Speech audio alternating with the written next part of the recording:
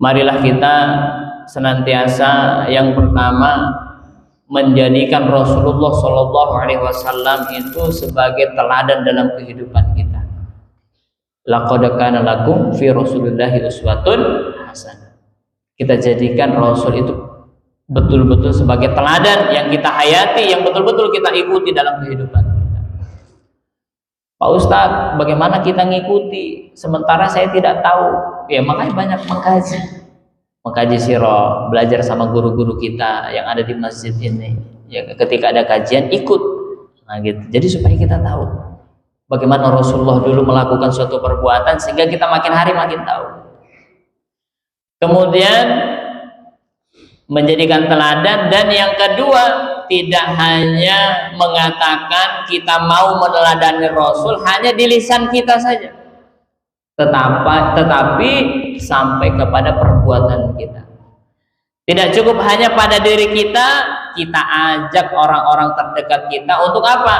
Sama-sama kita meneladani Rasulullah SAW. Karena Rasulullah ini menjadi contoh di keluarga, masyarakat, dan negara. Dalam hal negara contohnya, kita sekarang ada masalah BBM naik, Pak. Kemudian apalagi yang mau naikin? Ya. Padahal kata Rasulullah Shallallahu Alaihi Wasallam, syuraka'u al-muslimuna syuraka'u fi thalathin.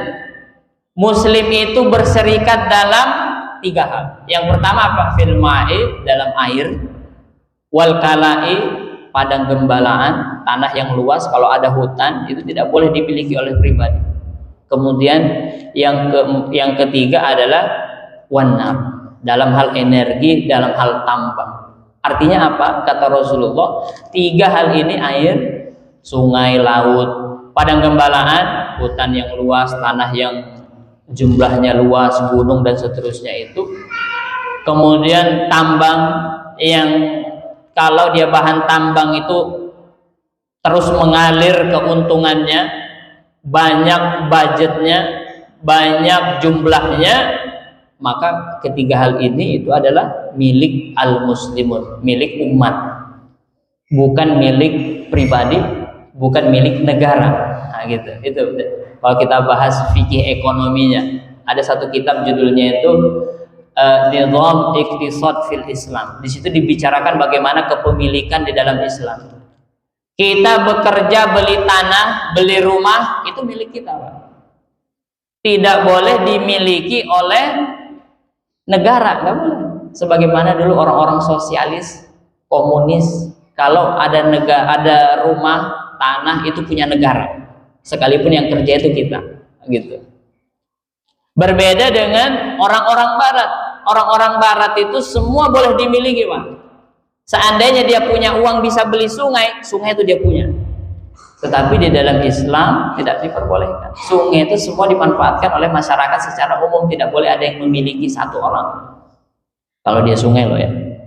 Makanya kita alhamdulillah diberkahi Allah, tempat kita ini airnya melimpah. Airnya melimpah. Nah mestinya air itu jangan mahal mestinya. BBM juga mestinya nggak mahal.